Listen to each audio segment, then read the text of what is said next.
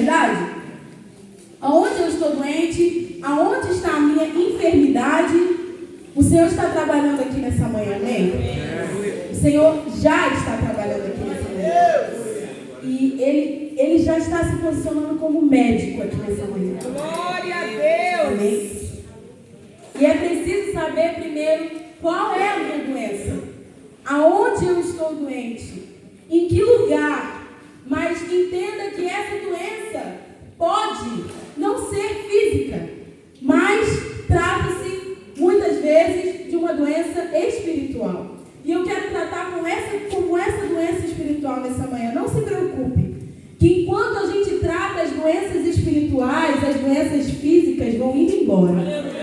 Você crê nisso? Você crê que o Senhor trata de dentro para fora? Então nessa manhã fica tranquilo, que você pode até não ouvir falar da doença física, mas tratando a doença interior, a doença física vai embora. Amém? Então o encontro com Deus, ele nasceu dessa necessidade que o nosso pastor enxergou, principalmente na igreja que ele pastoreia, era que pessoas precisavam ser curadas. Para quê? Para que a vida delas, com cura, alcançasse a vida de outras para curar também. Esse foi o objetivo.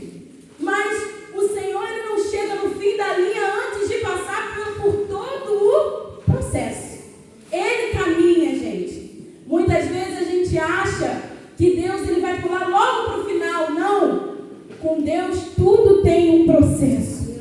E nós precisamos entrar no processo de Deus, e é por isso que você está aqui. Para passar pelo processo de Deus. Amém? E a doença ou as doenças que podem assolar a nossa vida espiritual, elas se apresentam de várias maneiras, mas sempre tem algo que inicia. E é sobre isso que nós vamos falar também agora. Mas primeiro, antes de tudo, eu quero entender com os irmãos e conversar com os irmãos a respeito da doença física. Eu fui pesquisar no Google, eu falei, qual o significado de doença? E o Google disse assim para mim, que doença é uma alteração biológica do estado de saúde de um ser, homem ou animal, manifestado por um conjunto de sintomas perceptíveis ou não. E aí eu falei, Senhor, ok, isso é no corpo humano. E agora no espiritual? E o Senhor me deu essa definição. Uma alteração na saúde do homem espiritual, manifestada por um conjunto de sintomas que só podem ser perceptíveis ao homem caso haja uma ação do Espírito Santo. Logo eu entendo que se o Espírito Santo de Deus não age na minha vida, se ele não me comunica a doença, eu por mim mesmo não identifico. Eu posso viver anos na igreja, eu posso exercer meu ministério, eu posso até ser um evangelista lá fora e não perceber que eu estou enfermo no meu espírito. E sabe por que isso? Na nossa alma, né? E sabe por que isso? Porque existiu uma igreja, que é sobre a qual nós vamos falar nessa manhã, que estava passando exatamente por isso. E agora eu te peço para que você abra a tua Bíblia em Apocalipse 2. A carta à igreja em Éfeso. Amém? O Senhor nessa manhã, ele nos ilumina nesse processo. Apocalipse 2. Ele nos ilumina nesse processo. Quando eu estava escrevendo esse esboço, o Senhor falava muito de caminho comigo. E o Senhor falou assim, os meus filhos, eles precisam entender que o Espírito Santo de Deus, vou iluminar o caminho deles durante esses dias. Glória. E eles precisam primeiro entender qual é a doença, qual é a enfermidade. Depois eles devem procurar a cura. Em seguida, qual remédio tomar?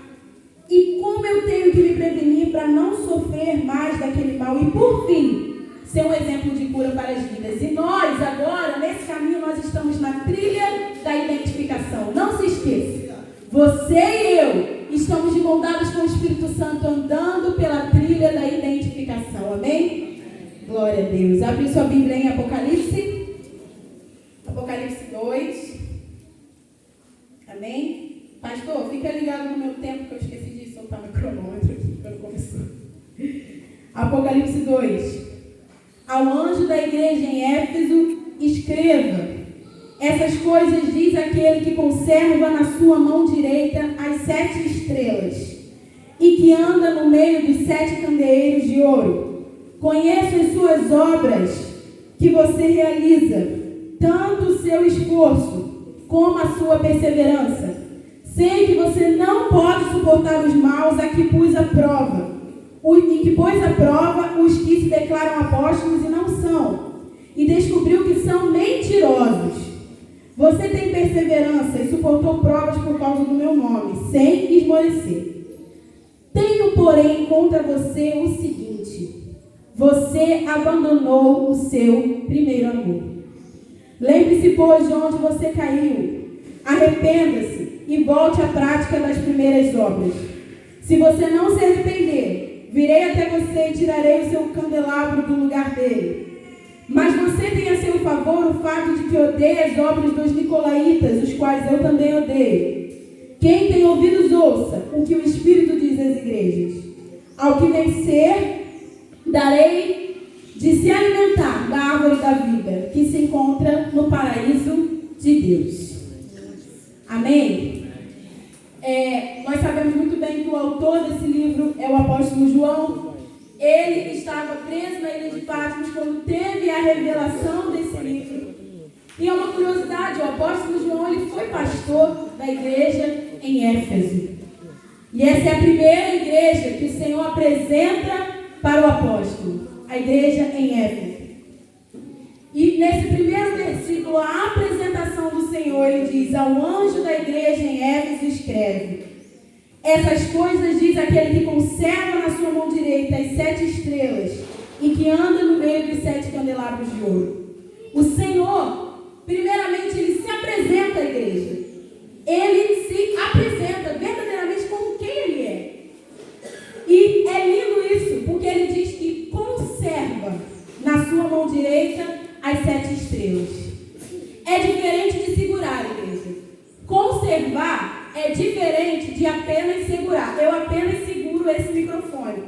Mas se eu amassar esse papel aqui todinho, não vou amassar, mas se eu amassar ele todinho, ele fica dentro da minha mão e ninguém consegue ver. Isso é conservar. É verdade. Deixa eu te dizer uma coisa: você e eu estamos conservados dentro da mão de Deus. Aleluia. Ele não só te segura, mas ele te conserva dentro. Você está num lugar seguro. E isso, o Espírito Santo de Deus, Jesus, queria dizer o seguinte: olha, vocês não estão na mão de qualquer um. Vocês não estão na mão do inimigo de vocês. Vocês estão na minha mão. Glória a Deus. Você e eu estamos nas mãos de Deus. Que poderoso é isso. Que poder está nas mãos de Deus. Amém? E depois ele fala que anda no meio dos 7 candelabros de ouro. Os 7 candelabros de ouro, como as 7 estrelas, representa as igrejas. O Senhor Jesus, ele anda no meio da igreja. Ele examina a igreja. Ele analisa a igreja. Ele está passeando por aqui, ele está examinando você e eu. Ele está olhando e o Senhor faz um raio-x da nossa vida nessa manhã. Em nome de Jesus, não durma. Se você estiver com sono, pede para alguém te dar um café. Você tirou uma noite de sono, eu creio que é abençoado. Então, por favor, não durma. Não deixe o inimigo roubar essa palavra de você. O Senhor anda no meio da igreja. Ele é quem pode analisar. Sabe por quê? O único que pode esquadrinhar os sentimentos do coração do homem é Deus. É verdade. O pastor não pode. O líder não pode. A pessoa que está dirigindo o trabalho também não pode. Mas ele pode. Ele pode. Então ele está virando para essa igreja e está falando assim: olha, eu, o Senhor, vou dar um diagnóstico sobre você, porque eu posso te examinar como ninguém. Ele pode examinar o teu coração como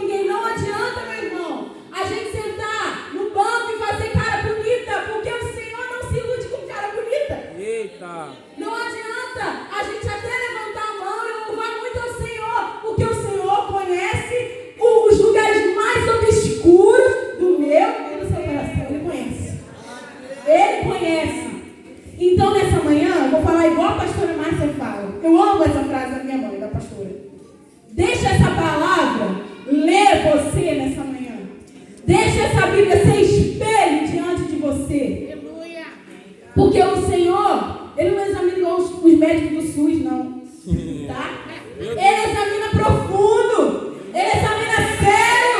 Ele toca na ferida. Ele abre a ferida para ver o que tem ali. E é isso que Ele quer fazer aqui nessa manhã. É isso que Ele quer fazer comigo e com você nessa manhã através dessa palavra. Então fica ligado no trono da graça. Amém? Glória a Deus. E Ele vira para a igreja e fala: conheço as obras que você realiza, tanto o seu esforço como a sua perseverança. Meus irmãos, aqui já tinha uma nova geração da igreja de Éfeso, em torno aí de 90 anos após a inauguração dessa igreja. Em torno, mais ou menos, dizem os estudiosos, que é mais ou menos isso. Mas essa igreja, Jesus fala isso para essa igreja, porque essa igreja nasceu no meio de um contexto de grande perseguição. Paulo, na sua terceira viagem missionária, ele vai até Éfeso, ele prega na sinagoga, e muitos judeus se convertem, aceitam lá. Ele leva com ele Áquila e Priscila, que ficam como diáconos daquela igreja, cuidando daquela igreja, por muito tempo. Depois Timóteo também vira pastor daquela igreja, e depois de Timóteo vem o apóstolo João e vira pastor dessa igreja também. Então, assim, muita gente cheia do poder de Deus liderou essa igreja. Então, o primeiro ponto que eu quero falar, isso nem estava no meu esboço, mas desceu fresquinho.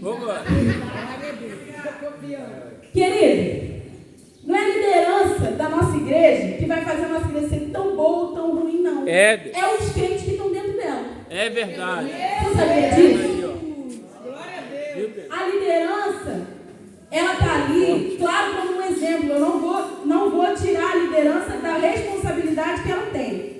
Mas o que importa mais do que uma liderança posicionada são crentes posicionados. Porque o pastor pode falar de obediência em todo culto, mas se o crente não quiser obedecer, ele não obedece.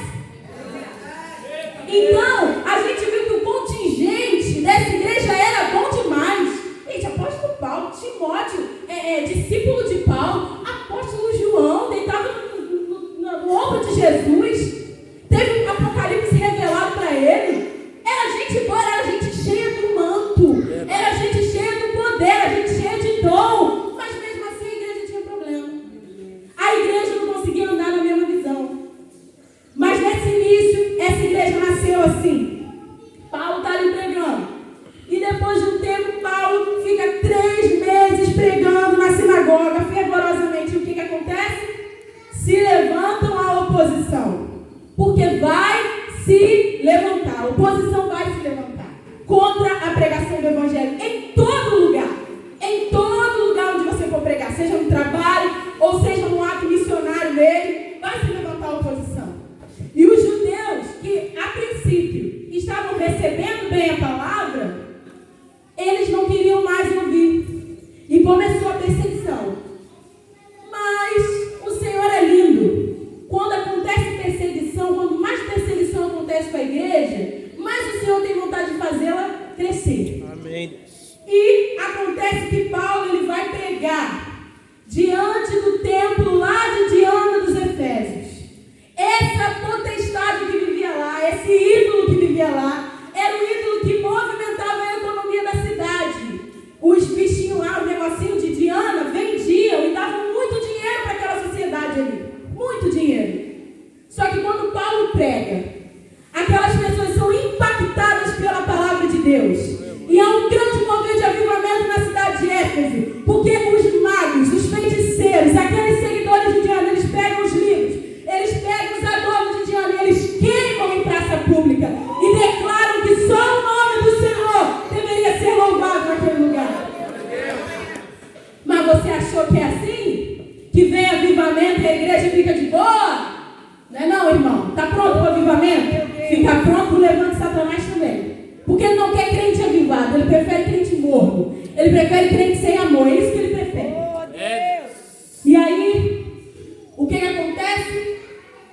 A economia da cidade foi abalada. Então a galera que estava ganhando dinheiro se revela contra a igreja. E mais perseguição. Depois, Domiciano cria um altar para ele. E ele obriga que todas as pessoas daquela cidade adorem ele, até os cristãos.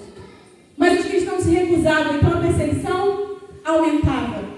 Só que diante de tudo isso, o que eu quero dizer? Com todo esse panorama histórico que eu te dei agora. Que diante de tudo isso, a igreja em Éfeso permanecia fiel. Meu Deus. Fiel como? Cheia de amor no coração. Aleluia, Deus. Até esse momento, ela está cheia de amor. Ela olha para a perseguição e fala assim, ó, vem que eu quero mais. Ela olha para a dificuldade e fala assim, ó, o Senhor me fortalece, eu vou. Aleluia. Ela olha para a situação e não tem medo. Mas por que ela não tem medo? Porque ela é muito corajosa? Não, porque ela ama muito ao Senhor. Ela ama muito ao Senhor. Isso valia a pena. Cada mártir valia a pena. Cada dor sofrida valia a pena. Cada porta fechada valia a pena. Lembra aí da tua vida agora? Lembra da época que tudo valia a pena para você? Meu Deus. Acordar cedo valia a pena. Né? Hoje a gente fica tão cansado para acordar cedo para orar. Acordar de madrugada valia a pena. Vir para o culto terça, quinta e domingo. E até nos outros eventos que tem durante a semana, ficar a semana toda dentro da igreja, valia a pena. Verdade. Muita gente já foi assim um dia. A igreja de Éfeso já foi assim um dia. Uma igreja fervorosa. E o Senhor, depois que passa esse tempo todo, 90 anos, outra geração, se mantém apenas o quê? O costume.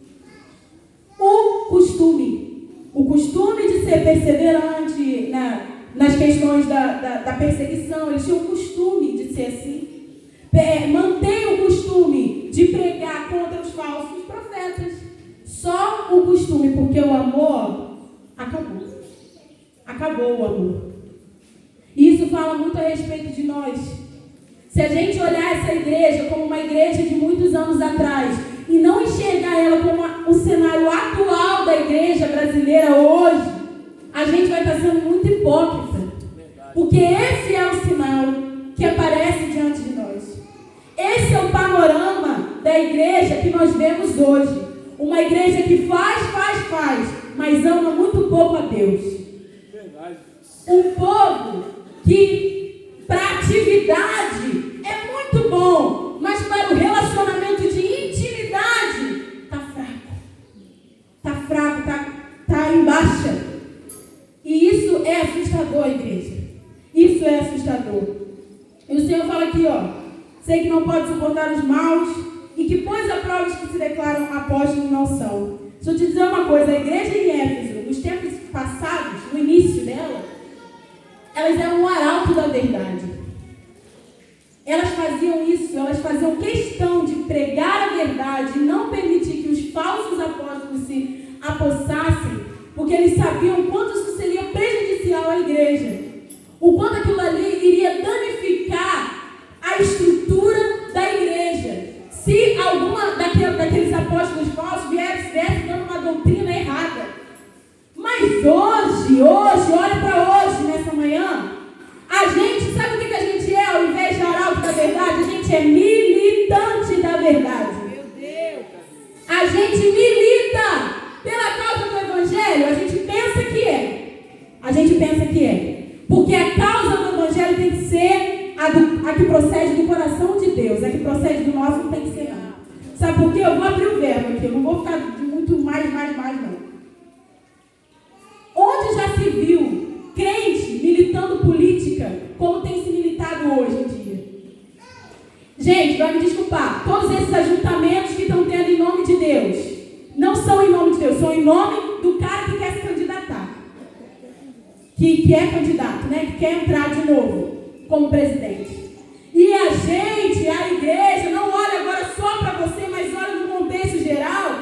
A igreja está militando por um homem e não por Deus, porque o Senhor nunca mandou a gente ir lá e querer falar, esse aqui que é o bom, esse aqui que é o escolhido. Nunca o Senhor mandou a gente falar isso. Nunca o Senhor pediu para a igreja fazer isso. Olha na Bíblia, olha a história da igreja. Você já viu alguma igreja? Não, esse governo não apoia, esse governo não apoia, não. Meu irmão, isso é absurdo. Isso é um absurdo. E a gente é militante da verdade. Por que não é verdade que a gente é contra o aborto? Igreja, me ajuda a pregar, não é verdade? A gente é contra aborto, o cara também é. Ah, a gente é contra a injustiça, a gente não é contra? O cara diz que é contra. Olha só, a gente milita pela verdade, mas uma verdade deturpada de sentido. E era isso que estava acontecendo com essa igreja aqui, ó. Ao invés de ser arauto da verdade, ao invés de levantar o nome de Jesus, dizendo assim, ó, a salvação para essa nação é Jesus Cristo e não é fulano de tal. Essa igreja aqui, ela militava por uma causa que Deus nunca havia dito para ela militar. E isso irava o coração de Deus, sabe por quê? Porque aonde falta amor, falta foco, aonde Deus mandou colocar o foco. Então, essa igreja se apresenta diante de Deus dessa maneira. Aqui o Senhor fala, você tem perseverança e suportou as provas por causa do meu nome sem esmorecer. Essa igreja suportou, sim. Por muito tempo, ela suportou as astutas ciladas do inimigo contra ela. Como eu e você temos suportado. A gente não está indo no culto todo dia? A gente não está buscando a Deus todos os dias? Isso é verdade, igreja, a gente está. Eu falo de mim, eu falo da minha vida também. Eu estou lá todo culto, eu não faço culto. Eu estou lá buscando a Deus o tempo todo, mesmo diante de prova, mesmo diante de dificuldade. E o Senhor elogia isso nessa igreja. Mas logo depois, ele vem com, tenho porém contra você. Você abandonou o seu primeiro amor. Olha, meu irmão, isso é muito sério. E isso, para mim, quando eu li isso, fez cair por terra, para mim, todos os elogios que Deus fez para essa igreja. Porque o bonito seria se ela só recebesse elogio e depois a recompensa por ela ser fiel, igual Filadélfia. Mas não, o Senhor elogia muito essa igreja, mas depois ele vem e fala assim, ó, falta em você o principal. Falta em você o principal. Você é tudo isso, minha querida. Você é tudo isso. De um jeito meio estranho, porque não tem como ser tudo isso e não ter amor. Você é tudo isso, mas falta em você o principal. Você abandonou o principal. Igreja, o que nós temos abandonado? Qual é o principal que nós temos abandonado, eu e você, nessa manhã? Você pode junto com esse médico que está aqui nessa manhã, olhar para dentro do seu coração e falar assim, Senhor, o principal, Senhor, cadê? Cadê o principal? É por isso que eu estou doente. É por isso que eu estou enfermo, Senhor, porque o principal não está aqui. Senhor, aquilo que me movimentava, aquilo que era a verdadeira motivação, não está mais aqui, Senhor, me ajuda. Me ajuda porque eu faço tanto. Eu promovo evento, eu chamo gente, eu prego, muita gente se liberta na minha igreja, muita gente se converte, muita gente se ajoelha. Ô Senhor, eu prego tanto no meu trabalho, mas o principal, falta em mim, Senhor. Aleluia. O principal tem faltado em nós, igreja. Quando eu estava fazendo essa palavra, o Espírito Santo de Deus falava, aonde estava a preciosidade da minha igreja, que era o primeiro amor. Amém, Deus. Sabe, quando eu fazia as coisas com uma intenção só, agradar o coração de Deus. Quando eu pregava o Evangelho, não por aquilo que eu poderia receber por pregar, mas eu pregava o Evangelho porque eu queria ver aquela vida sarada. Eu queria ver aquela vida ali curada. Eu não tinha interesse se ela tinha mais dinheiro ou se ela tinha menos dinheiro para dar um bom dízimo na minha igreja. Mas eu amava aquela pessoa e falava assim, meu amor, o Senhor te ama, Ele te quer por quem ela era. Para Deus. Sabe o primeiro amor? Aonde você ministrava no altar do Senhor, sem esperar que a bênção viesse para a tua vida, e mesmo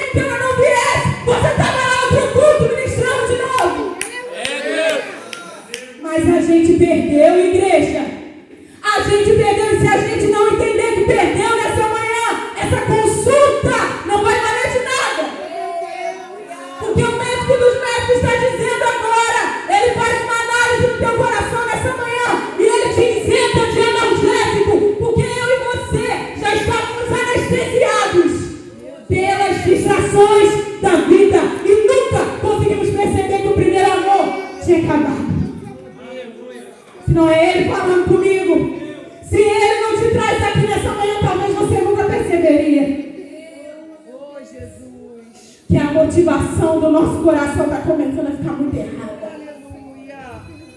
A motivação do nosso coração está começando a ficar muito feia. E a ferida vai abrindo mais. E o Senhor, Ele vira para essa igreja e Ele continua o diagnóstico. Lembre-se, pois, de onde você caiu. Existe uma queda, igreja. Existe uma queda. Não começou ontem, não começou anteontem, ela começou em algum lugar. Eu tenho certeza que o amor que está esfriado no meu e no seu coração já vem de um bom tempo. De um bom tempo. Por isso que ele fala, lembra? Bota a tua cabeça para funcionar. Aonde é que a sua motivação começou a ficar errada?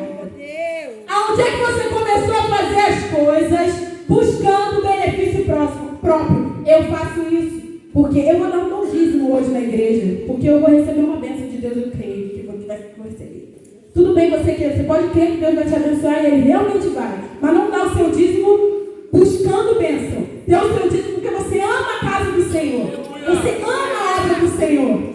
Sabe por quê? A viúva pobre, ela depositou suas duas moedas lá. E Jesus foi lá e deu um pote de dinheiro para ela. Jesus não deu nada para ela. Jesus elogiou a forma com que ela ofertou. O elogio do Senhor é suficiente para mim e para a sua vida. Está ótimo. É porque é bênção maior do que o Senhor te elogiar. Porque o seu coração é puro ali. Porque você o ama tanto que você oferta.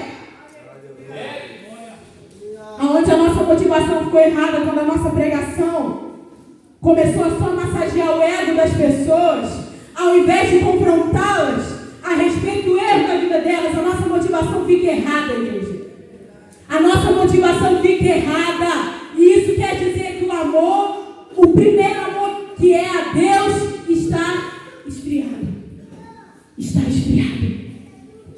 E ele fala, lembra onde você caiu. Lembra onde é que foi o teu erro. Você é uma igreja de muitos anos.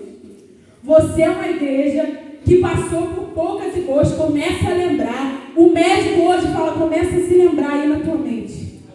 Começa a se lembrar como você era no tempo passado. E como você está agora. E você vai ver que nesse meio teve uma queda.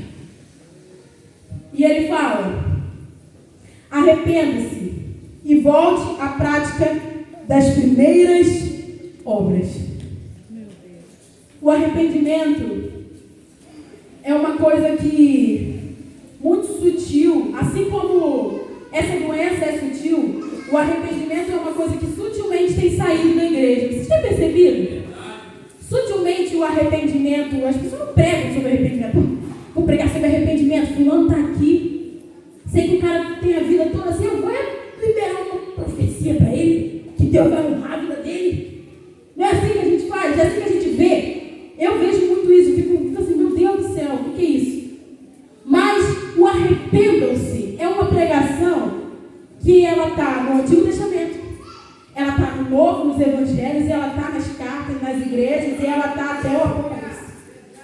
O arrependimento é uma coisa que nunca deixou de ser pregada na Bíblia. Mas por que deixa de ser pregado na igreja?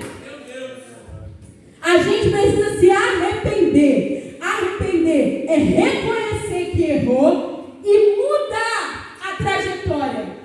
Mudar a trajetória. Ah, eu errei, então eu volto, percebo que eu errei e começo a andar no foco correto. Mas isso falta. Isso falta porque a gente está muito mais preocupado com o que a gente pode fazer para Deus. A gente está assim, ó, não, eu posso, se eu confessar isso, pode ser que eu não fique mais. Então eu vou deixar quieto, eu não vou falar nada. Só que o arrependo-se é uma pregação que precisa ser dita. E o próprio Jesus vira para essa igreja e fala assim, ó, arrependa-se. Volta atrás. Acerta o teu caminho. É arrependimento. É quebrantamento. É choro. É lágrima. É pranto diante da minha presença. É bater no peito e dizer, fui eu, Senhor. Eu que peguei contra ti. Eu que errei. Eu que estou andando errado. Isso é arrependimento. Às vezes a gente chega na presença do Senhor e fala, Senhor, perdoa, Senhor, em nome de Jesus, doe lá pro meu coração, não sei o quê. Gente, olha só, arrependimento, pecado tem nome. Fala o nome do pecado que você tem cometido diante do Senhor. Fala assim, Senhor, é esse pecado aqui, ó, que tem esfriado meu amor por ti, Senhor. É esse erro aqui, ó, que eu insisto em guardar, que tem esfriado o meu amor por ti, Senhor. É esse aqui. Ele está aqui, eu te peço, Senhor, tira de mim. Tira de mim. E o Senhor fala para essa igreja, volte à prática das primeiras obras. Lembra como tudo começou e é muito lindo? Porque se você fazer uma analogia com o casamento, dá super certo nesse texto.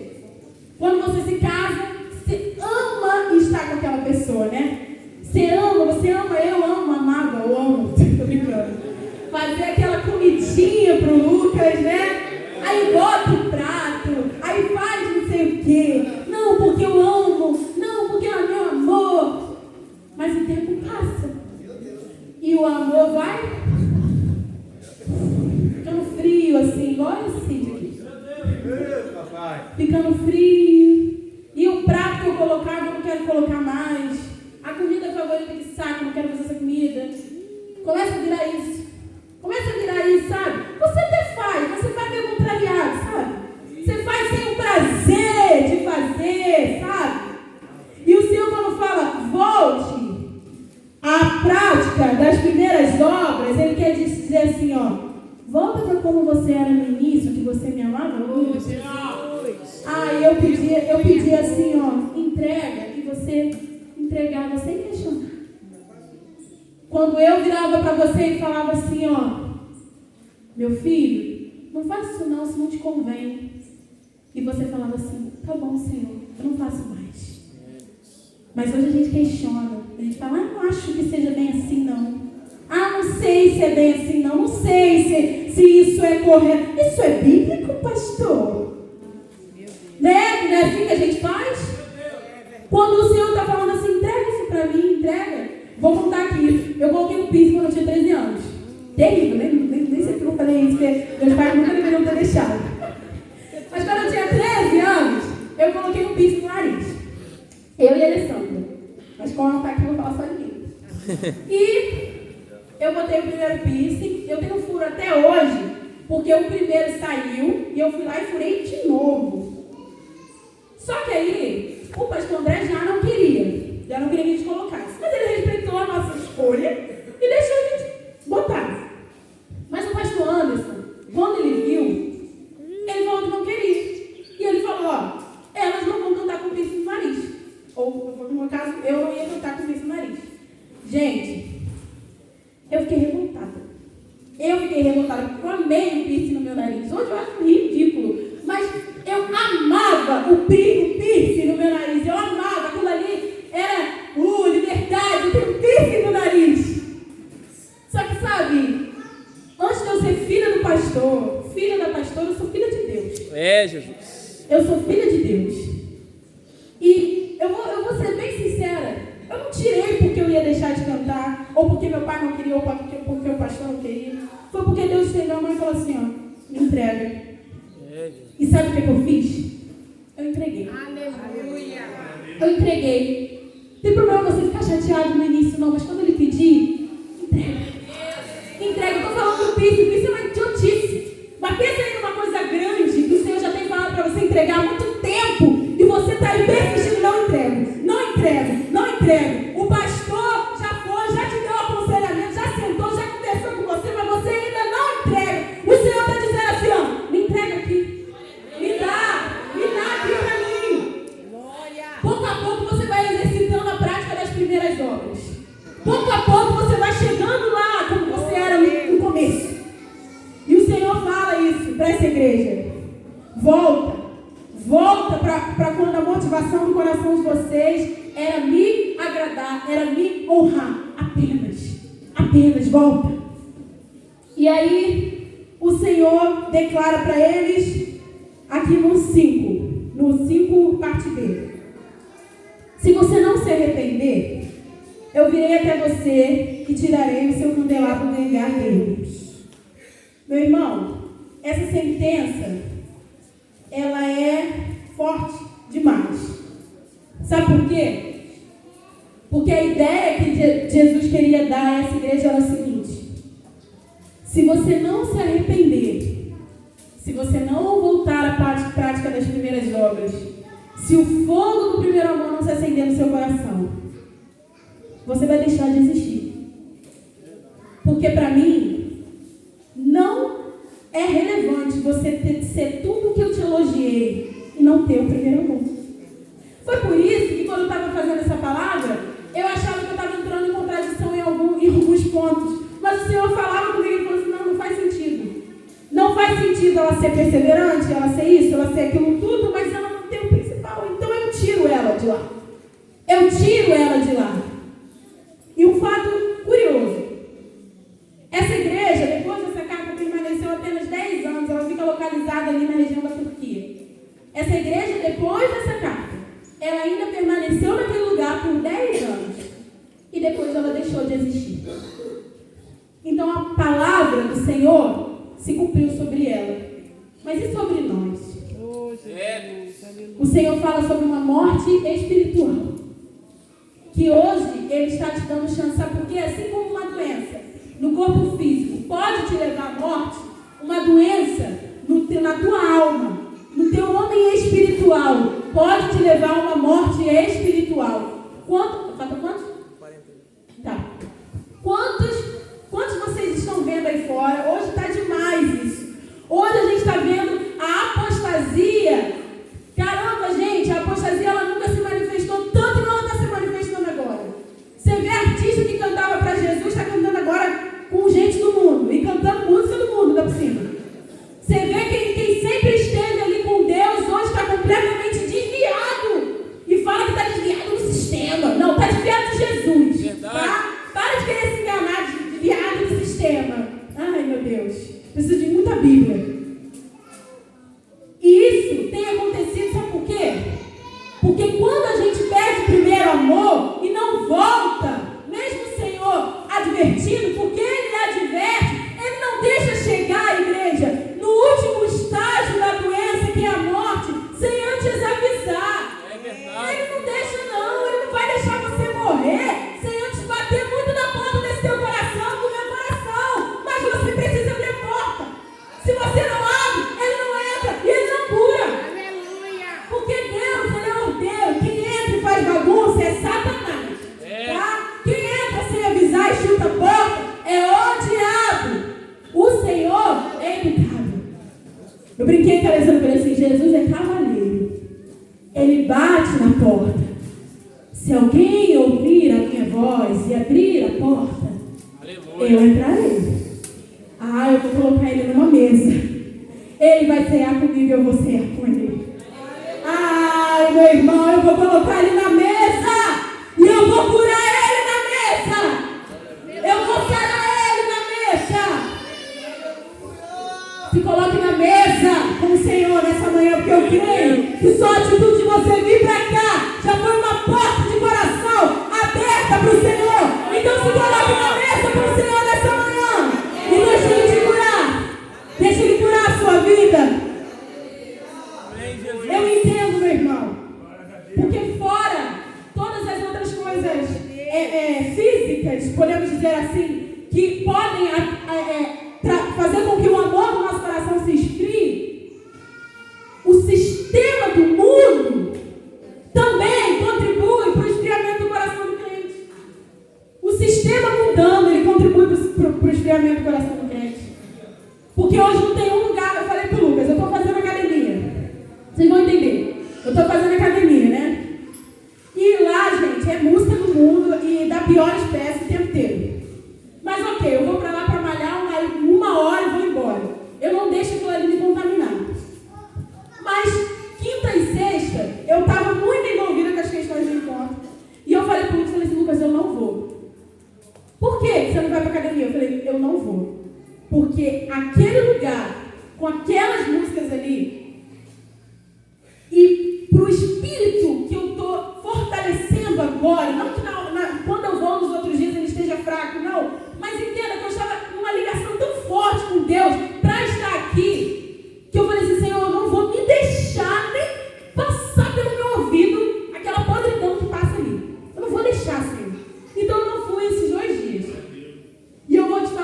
para onde a gente vai, é contaminação. Para onde a gente vai? Sabe, você está andando assim, imagina agora nos olhos espirituais, você está andando pela rua, mas em volta é só lixão. Espiritualmente você está vendo? Só lixo, só podridão, só coisa ruim, só coisa ruim. Isso contribui, sabe por quê? Porque o crente que já está fraco, ele vai, andando por aquilo ali começa a vislumbrar o coração dele. Ele começa a achar que aquilo ali que é vida, aquilo ali que é legal. Sentar na roda, beber até cair, isso é legal, ir para a igreja. Fala sério. O crente começa a achar que a vida cristã é muito monótona, é muito tedioso a vida cristã. Eu tenho que fazer alguma coisa para movimentar a minha vida. Isso vai, esfriando o amor, o primeiro amor. Mas o Senhor, Ele fala isso. Igreja, volte à prática das primeiras obras. E aí Ele fala, mas tem a seu favor, que você odeia as obras dos nicolaítas. Isso aqui fala,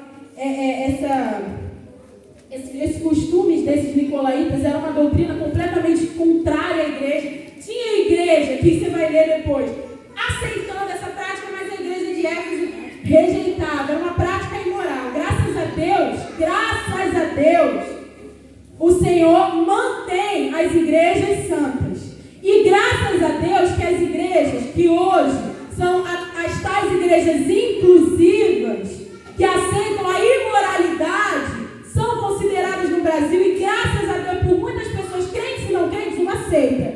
Glória a Deus por isso. Porque é mesmo. Igreja é aquela que mantém o padrão da palavra de Deus. Aleluia. Amém?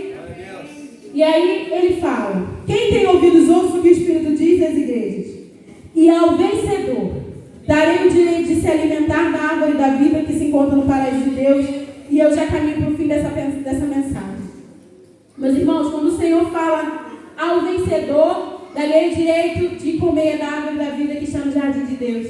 É tão lindo porque a sentença para essa igreja é morte, mas a vitória é vida. Aleluia. Meu irmão, a sentença para, se a gente continuar com essa doença aí, se a gente permanecer com essa ferida aí, que está nos matando pouco a pouco, é uma morte espiritual. É o abandono total.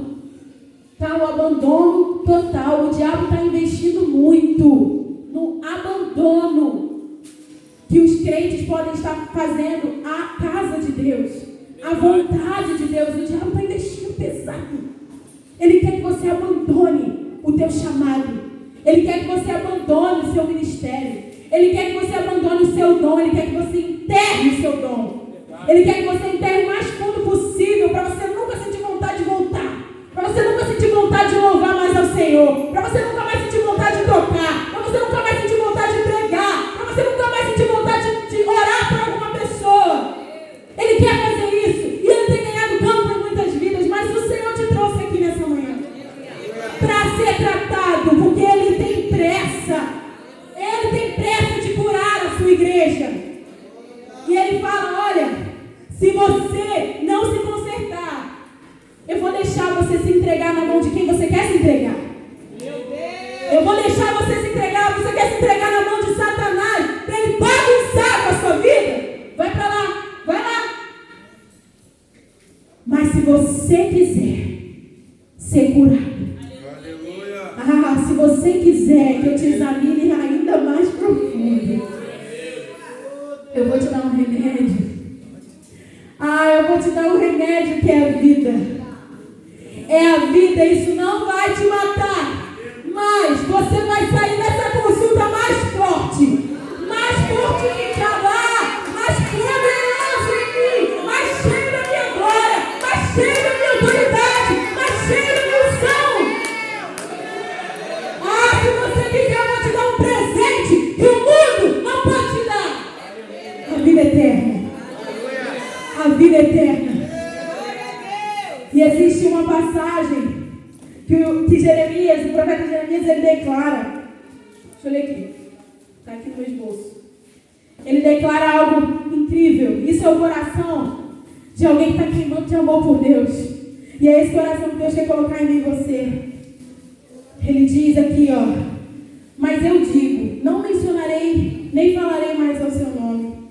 Mas isso é como um fogo que arde em meu coração, um fogo dentro de mim. Eu estou exausto de conter esse fogo dentro de mim, porque é tão forte. Eu amo tanto, eu quero tanto, Senhor, que eu não consigo conter minhas emoções. Eu preciso me expressar. E você vai lá e se expressa tocando, você se expressa pregando, você se expressa orando, você se expressa de alguma maneira na adoração no meio da igreja. Porque é muito forte. E é esse fogo de amor que Ele quer fazer arder no teu coração. Deixa queimar. Deixa queimar. Cadê o ministério de louvor? Aleluia. Aleluia.